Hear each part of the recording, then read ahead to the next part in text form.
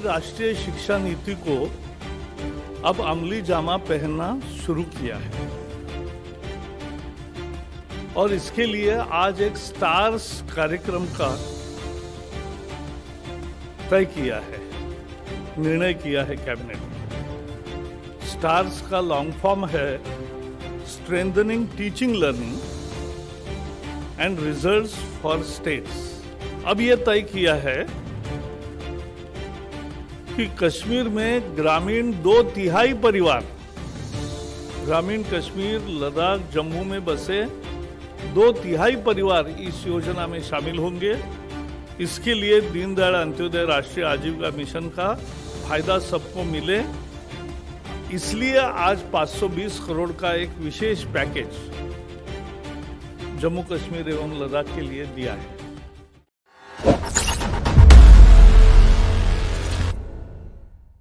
प्रधानमंत्री नरेंद्र मोदी जी के अध्यक्षता में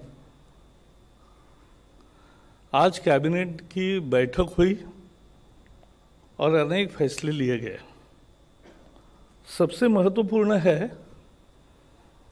कि नई राष्ट्रीय शिक्षा नीति को अब अमली जामा पहनना शुरू किया है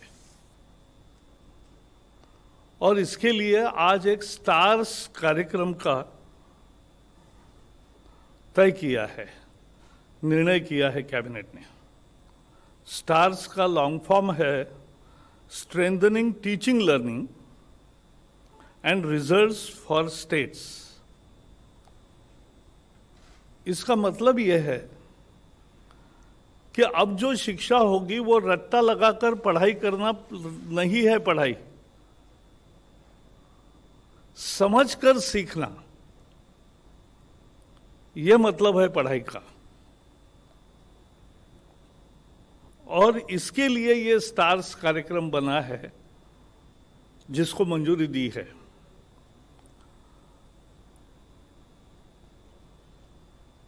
इसमें 3 से 8 वर्ष तक जो early child care and education, इसकी परिकल्पना राष्ट्रीय शिक्षा नीति में रखी है। उसमें मूलभूत साक्षरता और संख्या ज्ञान, फंडामेंटल लिटरेसी एंड न्यूमरेसी, ये बढ़े। इसके लिए शिक्षकों को प्रशिक्षण मिले, बोर्ड परीक्षा में क्षमता आधारित मूल्यांकन के लिए सुधार हो, यानी कॉम्पिटेंसी बेस, और इसके साथ साथ स्वतंत्र मूल्यांकन व्यवस्था हो। जैसे आपको मालूम है एनआरटीसी के द्वारा, एनसीईआरटी के द्वारा कक्षा 10वीं, 8वीं और उनके सर्वे किए गए थे, बहुत बड़े विस्तार से किए गए थे। अब यह असेसमेंट के लिए एक अलग कार्यक्रम बनेगा, संस्था बनेगी, इंडिपेंडेंट रहेगी। आदि सुधार के कार्यक्रमों इस स्टार्स योजना में है। मूल मुद्दा है लर्निंग आउटकम, शिक्षा से क्या समझा, लर्निंग आउटकम्स, शिक्षा से प्राप्ति, और इसलिए इस पर इसमें जोर है। इसमें वर्ल्ड बैंक के द्वारा यह सहायक प्रोग्राम है। 3700 करोड़ रुपए वर्ल्ड बैंक भारत सरकार को देगा। वो भारत सरकार इस कार्यक्रम में लगाई है। राज्य सरकारें 2000 रुपये अपना देंगे और अभी ये 6 राज्यों में हिमाचल, राजस्थान, मध्य प्रदेश, महाराष्ट्र, केरल और उड़ीसा में ये वर्ल्ड बैंक असिस्टेड प्रोग्राम चलेगा। ऐसा ही एक प्रोग्राम एडीबी के माध्यम से गुजरात, झारखंड, उत्तराखंड, आसाम और तमिलनाडु, इन राज्यों के लिए भी चलेगा। ये 5,800 करोड़ का ये कार्यक्रम है और इस कार्यक्रम से बहुत ही शिक्षा में मूलभूत सुधार का रास्ता प्रशस्त होगा। कक्षा 3 तक भाषा ज्ञान में सुधार होगा। जहां मातृभाषा में पढ़ाएंगे, जहां जिस भी भाषा में पढ़ेंगे, भाषा का ज्ञान होना बहुत महत्वपूर्ण उपलब्धि है 3 और 8 के दरमियान। माध्यमिक शिक्षा पूरी करने के दर में सुधार होगा। विकेंद्रित प्रशासन में सुधार होगा, एक सुशासन प्रशासन में आएगा। राज्यों के बीच सहयोग बढ़ेगा। शिक्षकों का प्रशिक्षण होगा। परीक्षा में सुधार होंगे और अंतर्राष्ट्रीय प्रतिस्पर्धाओं में भाग लेगा भारत तैयारी के साथ। तो ये एक तरह से शिक्षा के नए क्रांति के पहले कदम होंगे कि जहां से नई राष्ट्रीय शिक्षा नीति अमल में आएगी। और इस दृष्टि से आज का ये कार्यक्रम और निर्णय बहुत महत्वपूर्ण है और इसमें 5,718 करोड़ का ये कार्यक्रम होगा। जैसे मैंने कहा 3700 करोड़ रुपए ये वर्ल्ड बैंक देगी, 2,000 करोड़ रुपए राज्य सरकारें देंगी। तो ये इसका कार्यक्रम है, ये बहुत ही महत्वपूर्ण कार्यक्रम है। दूसरा निर्णय एक महत्वपूर्ण लिया वो जम्मू कश्मीर एवं लद्दाख के बारे में है। जैसे आपको मालूम है कि सभी देश के ग्रामीण इलाकों में दीनदयाल अंत्योदय राष्ट्रीय आजीविका मिशन ये योजना चलती है।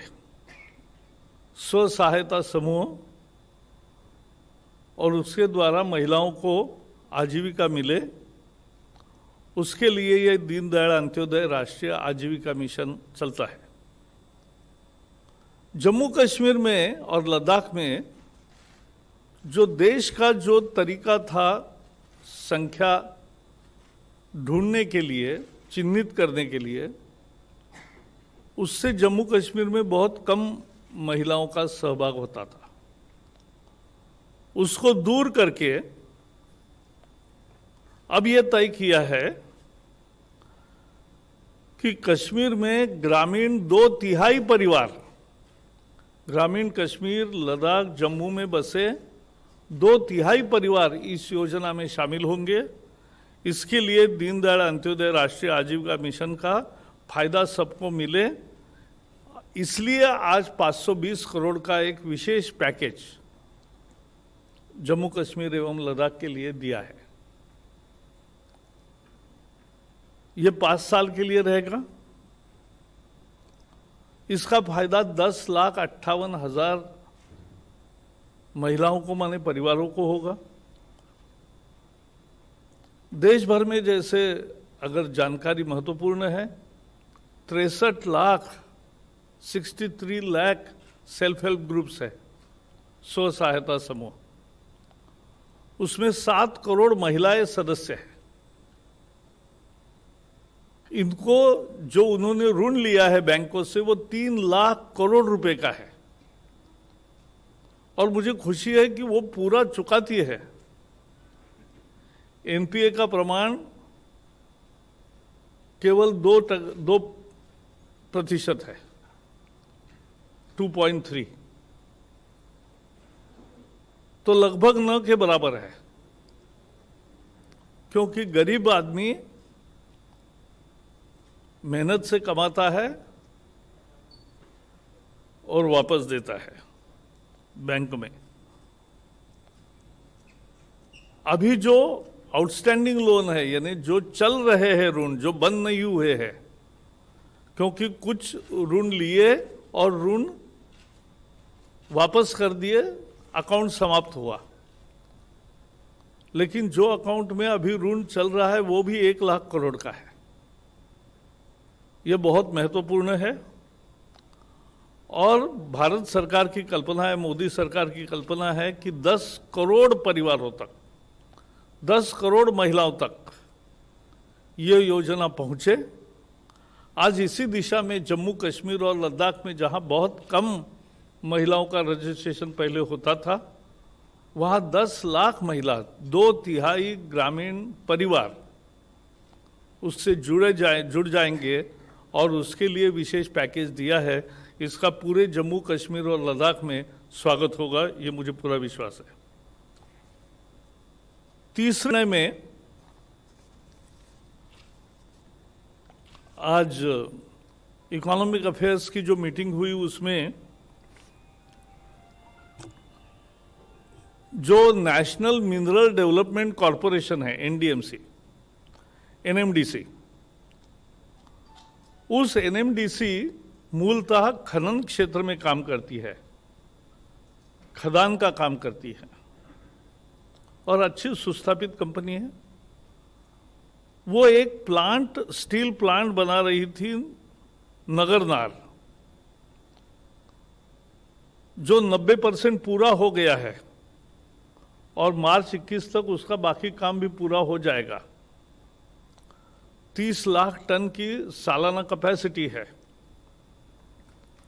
आज वो एनएमडीसी का भाग है,